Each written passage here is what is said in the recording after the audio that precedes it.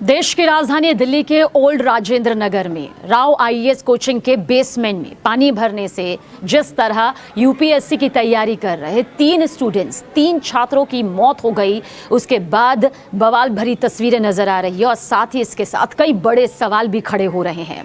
दरअसल मामले के बाद से छात्रों में काफी गुस्सा देखने को मिल रहा है। प्रदर्शन भी छात्रों के जरिए किए जा रहे हैं कि आखिर 3 छात्र क्यों बेगुनाही में भी अपनी जान इस तरह से गंवा बैठते हैं।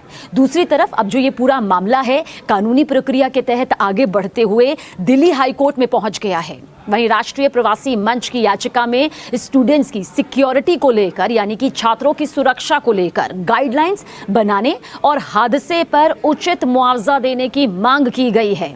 याचिकाकर्ताओं ने दिल्ली सरकार, एमसीडी और राव आईएएस कोचिंग को जनहित याचिका में अपना पक्षकार बनाया है। इसमें हाईकोर्ट के रिटायर्ड जज की निगरानी में मामले की जांच कराने की मांग की गई है।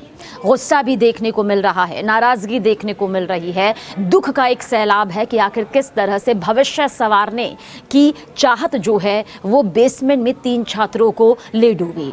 इसके साथ ही दूसरे राज्यों से आने वाले जो छात्र हैं, जो कि अपने राज्य से नहीं बल्कि दूसरे राज्यों से आते हैं, उनकी सिक्योरिटी क्या है, स्टूडेंट्स की सिक्योरिटी को लेकर भी गाइडलाइन बनाने की बात कही गई है, जो बहुत खास है।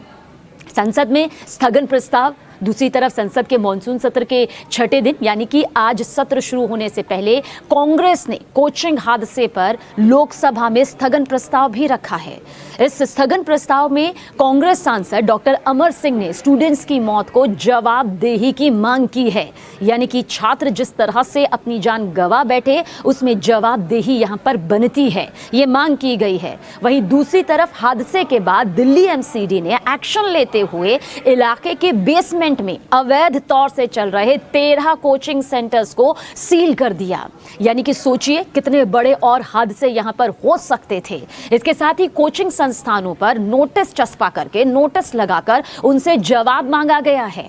वहीं दूसरी तरफ कई कोचिंग के स्टूडेंट्स लगातार एमसीडी और प्रशासन के खिलाफ जमकर नारेबाजी कर रहे हैं, प्रदर्शन कर रहे हैं, क्योंकि वो चाहते हैं कि दोबारा से कभी भी किसी छात्र को यूं अपनी जान ना गंवानी पड़े। जानकारी आप तक जरूर पहुंचा दे। 27 जुलाई की शाम जब तेज बारिश हुई, जिसके चलते ओल्ड राजेंद्र नगर के कई इलाकों में पानी भर गया। चारों तरफ सिर्फ पानी ही पानी नजर आ रहा था। ड्रेनेज सिस्टम पूरी तरह से कोलैप्स नजर आ रहा था, पूरी तरह से ध्वस्त हो चुका था।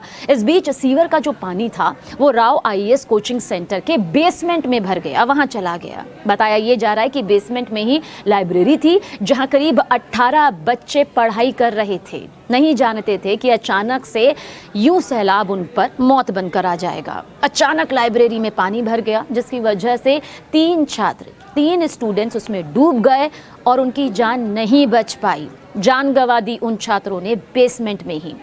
वहीं एनडीआरएफ ने 15 छात्रों को किसी तरह से सुरक्षित बाहर निकाला, उन्हें महफूज यहां पर कर लिया, लेकिन 3 छात्र तब तक अपनी जिंदगी गंवा चुके थे। देश की राजधानी के नामी कोचिंग संस्थान में हुई इस घटना से पूरा देश सकते में है। कई सवाल यहां पर खड़े हो रहे हैं। आईएएस बनने का सपना लेकर पहुंचे स्टूडेंट्स की जान देखिए किस तरह से यहां पर चली गई।